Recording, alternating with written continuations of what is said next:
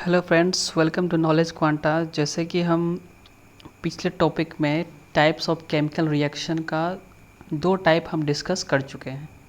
सो आज देखते हैं कि नेक्स्ट कौन कौन सा टाइप है। सो वीडियो को स्टार्ट करते हैं। तो पहले जो वीडियो में हम लोग इसमें से दो डिस्कस कर चुके हैं, कॉम्बिनेशन रिएक्शन यानी कि संयोजन अभिक्रिया, और सेकंड है डिकम्पोजिशन रिएक्शन, जिसमें हम लोग समझे थे कि कॉम्बिनेशन वो रिएक्शन है जिसमें दो रिएक्टेंट मिलके एक सिंगल कंपाउंड का फॉर्मेशन करता है, और ठीक उसका उल्टा डिकम्पोजिशन है जिसमें एक कंपाउंड स्प्लिट करता है और वो दो तीन अलग अलग कंपाउंड में बदल जाता है। सो आज हम नेक्स्ट डिस्कस करेंगे डिस्प्लेसमेंट रिएक्शन और डबल डिस्प्लेसमेंट रिएक्शन। तो डिस्प्लेसमेंट रिएक्शन को समझने के लिए यानी कि विस्थापन अभिक्रिया को समझने के लिए हम एक एक्टिविटी करते हैं। क्या करेंगे कि अगर हम आयरन नेल्स को ले, उसको एक टेस्ट ट्यूब में अगर डाला जाए, टेस्ट ट्यूब में डाल के उसमें डालना है कॉपर सल्फेट, CuSO4, और इसमें इस आयरन नेल को डाल देना है, जैसे कि यहाँ पर दिखाया गया है, इस एक्टिविटी में दिखाया गया है कि यहाँ पर एक कॉपर सल्फेट है। ये जो सॉल्यूशन है कॉपर सल्फेट का सॉल्यूशन है, इसमें आयरन नेल डाला हुआ है। ये देख रहे हैं आयरन नेल, आयरन का केमिकल फार्मूला होता है Fe, यानी कि इस एक्सपेरिमेंट में कॉपर आयरन और कॉपर सल्फेट डाला गया है, और इसको डाल के 20 मिनट के लिए अगर हम छोड़ देते हैं, 20 मिनट के लिए अगर हम छोड़ देते हैं तो हमें देखना है कि अब इसमें क्या चेंज आता है। जैसे कि इसको मिटा देते हैं पहले। तो अभी आप देख रहे हैं कि कॉपर नेल्स जो है वाइट कलर का है। अभी कॉपर नेल वाइट कलर का, कॉपर कहते हैं, आयरन जो नेल है वो वाइट कलर का है। सो अब देखते हैं कि आफ्टर रिएक्शन इसमें क्या चेंजेस आता है। तो हम आफ्टर रिएक्शन के बाद देखते हैं कि जो ये आयरन था इसका कलर चेंज हो चुका है, कलर इसका चेंज हो चुका है।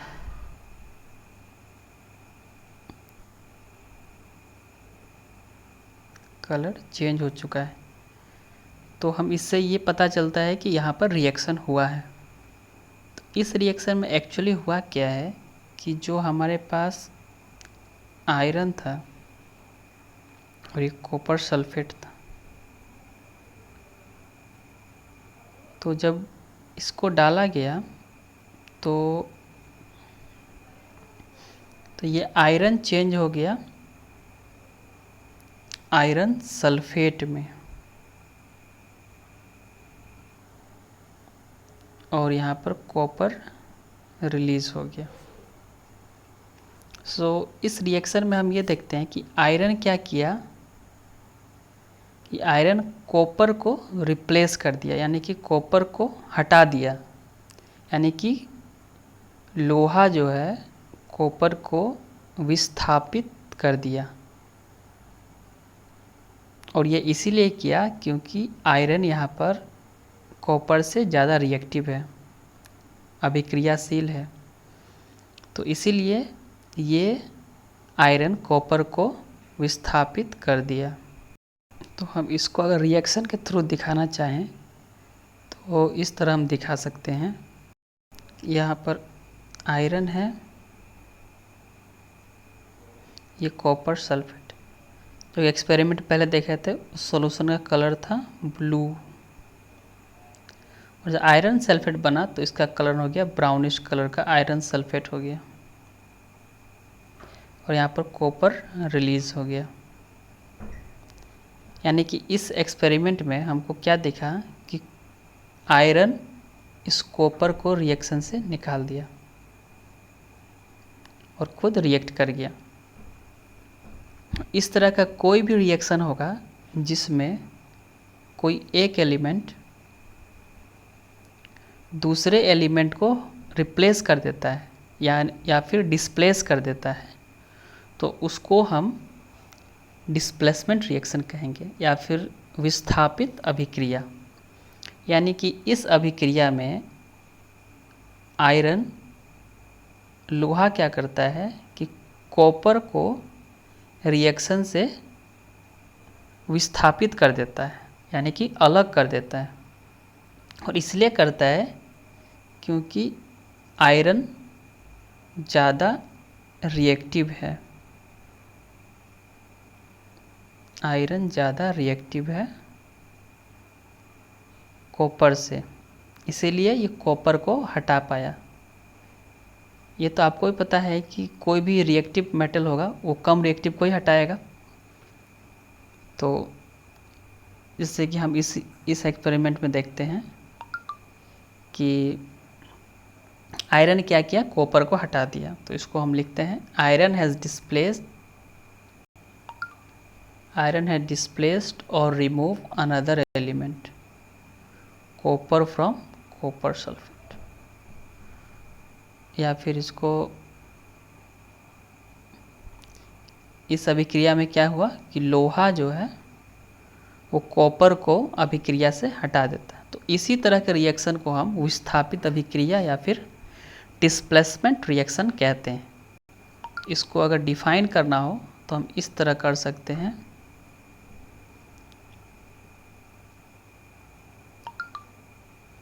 any reaction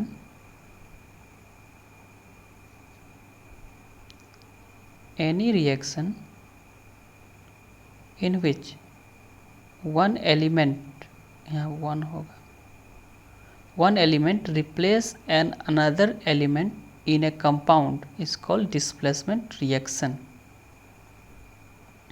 या फिर ऐसी अभिक्रिया जिसमें तत्व अन्य तत्व को यौगिक से अलग करता है उसे विस्थापन अभिक्रिया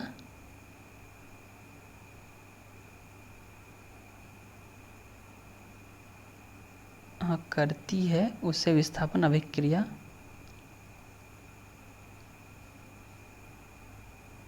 वह विस्थापन अभिक्रिया कहलाती है। ठीक है, इसी में। और हमेशा याद रखिएगा कि जो सबसे ज़्यादा रिएक्टिव होगा वही दूसरे को विस्थापित कर पाएगा। यानी कि इस रिएक्शन में कॉपर आयरन से कम रिएक्टिव है, इसीलिए यहाँ पर कॉपर जो है इस रिएक्शन में अलग हो गया। यानी कि कोई भी विस्थापन अभिक्रिया में एक एलिमेंट हमेशा ज़्यादा रिएक्टिव होगा, एक कम होगा, और ज़्यादा वाला ही कम को रिप्लेस करेगा। ये तो सिंपल लॉजिक है कि किसी के पास ज़्यादा ताकत होता है तो वो कम वाले को क्या कर सकता है, हटा सकता है। सिंपल है कि कोई भी ज़्यादा एक्टिव रिएक्टिव एलिमेंट कम रिएक्टिव एलिमेंट को रिएक्शन से हटा देती है, तो उसको हम डिस्प्लेसमेंट रिएक्शन कहते हैं।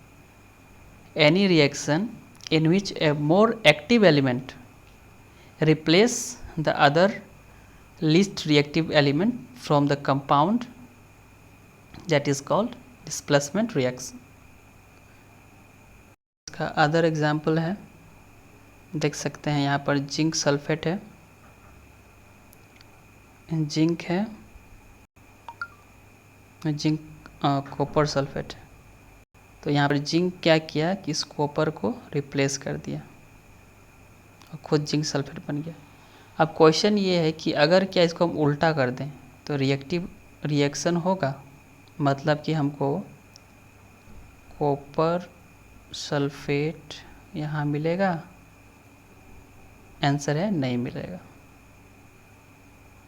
क्यों नहीं मिलेगा? क्योंकि यहाँ पर जिंक ज़्यादा रिएक्टिव है कॉपर से, इसलिए कॉपर जो है इसको रिप्लेस नहीं कर पाएगा और ये रिएक्शन नहीं होगा। इसीलिए हमको ये ध्यान रखना है कि कौन रिएक्टिव है ज़्यादा। और रिएक्टिविटी सीरीज़ आप लोगों को नेक्स्ट चैप्टर में पढ़ना है, उसमें हम पूरे डिस्कस करेंगे कैसे हम एलिमेंट को पहचानेंगे, कौन किसको रिप्लेस करेगा कौन नहीं करेगा। लेकिन अभी के लिए आप इतना ही जानिए कि जो रिएक्टिव ज़्यादा रिएक्टिव होता है वो कम रिएक्टिव को डिस्प्लेस करता है सॉल्यूशन में या कंपाउंड से रिप्लेस करता है उसको। जैसे कि नेक्स्ट है सेकेंड एग्जाम्पल हम देखेंगे। सेकेंड एग्जाम्पल में ये है लेड है, लेड कॉपर क्लोराइड है। तो ये लेड क्या किया है, इस कॉपर को रिप्लेस कर दिया, तो यहाँ पर लेड क्लोराइड बना और कॉपर फ्री हो गया। अब क्वेश्चन ये फिर यहाँ पर क्या कॉपर लेड क्लोराइड को रिप्लेस करेगा? आंसर होगा नहीं, क्योंकि कॉपर जो है ये कम रिएक्टिव है, यानी कि कम अभिक्रियाशील है लेड से, इसीलिए लेड को रिप्लेस नहीं कर पाएगा। सो डिस्प्लेसमेंट रिएक्शन के बारे में आपको इतना ही जानना है। अब नेक्स्ट हम डिस्कस करेंगे डबल डिस्प्लेसमेंट रिएक्शन, यानी कि द्विविस्थापन अभिक्रिया।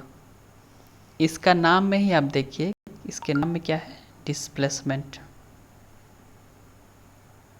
वो भी कैसा डिस्प्लेसमेंट है? Double displacement. यानी कि नाम से ही हमको पता चल सकता है कि इसमें जो भी विस्थापन होगा दो चीज़ का विस्थापन होगा, ठीक है। सो इसमें जो भी डिस्प्लेसमेंट होगा दो चीज़ का होगा। तो हम इसको भी एक एक्सपेरिमेंट के थ्रू समझते हैं, एक्टिविटी के थ्रू। देखिए इस एक्टिविटी में क्या किया गया है कि हमको 3 ml सोडियम सल्फेट लेना है, यानी कि सोडियम सल्फेट,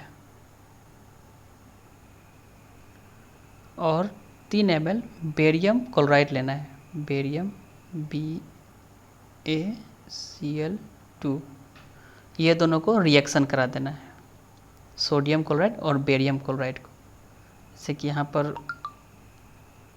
पर हम देख रहे हैं कि एक कंटेनर, एक टेस्ट ट्यूब में सोडियम सल्फेट का सॉल्यूशन है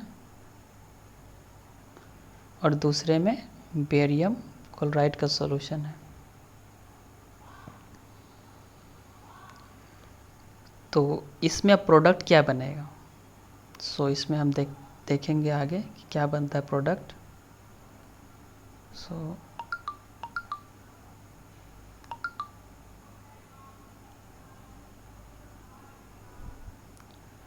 तो देखिए पहला जो हम लोग के पास क्या था, सोडियम सल्फेट और बेरियम सल्फेट और बेरियम क्लोराइड।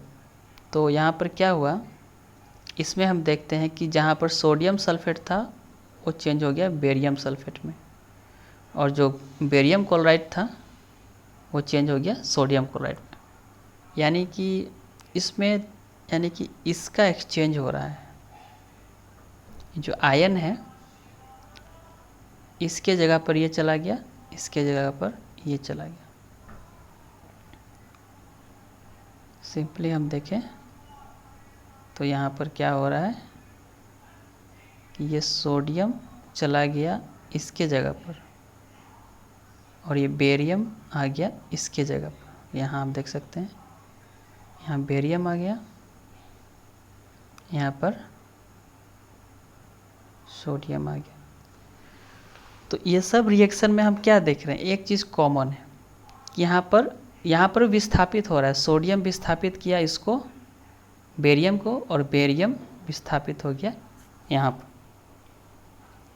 यानी कि ये विस्थापन अभिक्रिया की तरह ही है, लेकिन इसमें क्या हो रहा है, इसमें 2 आयन विस्थापित हो रहा है एक बार में, इसीलिए इसका नाम भी क्या है, डबल डिस्प्लेसमेंट, द्विविस्थापन अभिक्रिया। जैसे कि ये सब जितना रिएक्शन है इसमें सोडियम ये है और ये हाइड्रोजन है। तो यहाँ पर क्या हुआ, इस सोडियम चला गया हाइड्रोजन को रिप्लेस कर दिया और ये रिप्लेस हो गया यहाँ पर।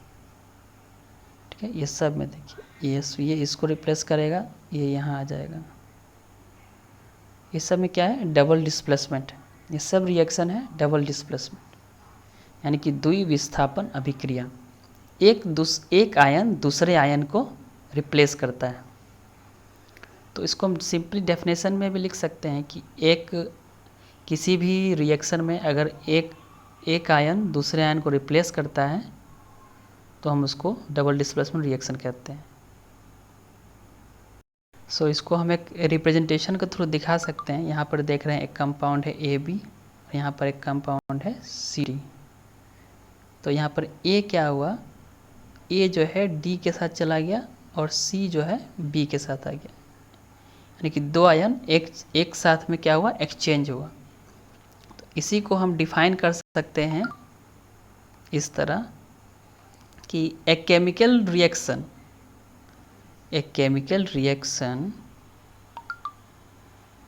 in which there is exchange of ion। exchange of ion को हिंदी में कहेंगे आयन का आदान प्रदान between the reactant। हम क्या बताए थे, ये रिएक्टेंट होता है अभिकारक और ये होता है उत्पाद यानी कि product. So a chemical reaction in which there is an exchange of ion, यानी कि ऐसी अभिक्रिया जिसमें आयन का आदान प्रदान हो अभिकारकों में, अभिकारकों के बीच आयन का आदान प्रदान हो, उसको हम कहेंगे द्विविस्थापन अभिक्रिया, यानी कि डबल डिस्प्लेसमेंट रिएक्शन। ऐसी अभिक्रिया जिसमें अभिकारकों के बीच आयनों का आदान प्रदान हो। सबसे इम्पॉर्टेंट चीज़ है क्या होना चाहिए, एक्सचेंज ऑफ आयन, यानी कि आयन का आदान प्रदान अगर होता है तो उसको हम डबल डिस्प्लेसमेंट रिएक्शन या फिर द्विविस्थापन अभिक्रिया कहते हैं।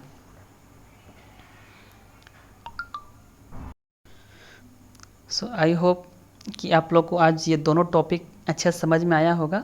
विस्थापन और द्विविस्थापन यानी कि डिस्प्लेसमेंट और डबल डिस्प्लेसमेंट रिएक्शन क्या है आपको समझ में आया होगा। वैसे एग्ज़ाम में इसमें क्वेश्चन पूछा जाता है, आपको एक सिंपल डेफिनेशन पूछा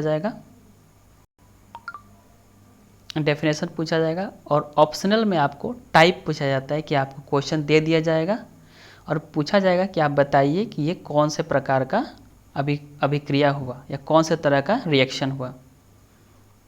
जैसे कि यहाँ पर एक क्वेश्चन दिए हुए हैं, आप इंटरेस्टेड हैं तो इसको बना सकते हैं। जैसे कि identify the type of chemical reaction, जैसे कि आपको इसमें बताना है ये पहला रिएक्शन है, ये कौन सा टाइप है, ये कौन सा टाइप है, ये कौन सा टाइप है, ये कौन सा टाइप। अभी तक हम लोग चार टाइप पढ़े हैं, उसी में से ये क्वेश्चन है। सो टाइप ऑफ रिएक्शन में आपको इतना ही पढ़ना है। एग्ज़ाम में आपको इसमें टाइप पूछा जाता है कि आपको ऐसे क्वेश्चन दे देगा और पूछेगा कि ये कौन सा टाइप का रिएक्शन है, आपको यहाँ फिल करना है। आप भी ट्राई कर सकते हैं क्योंकि ये सब एग्ज़ाम में पूछा जाता है। सो अगर आप इंटरेस्टेड हैं तो उसको ज़रूर ट्राई कीजिएगा।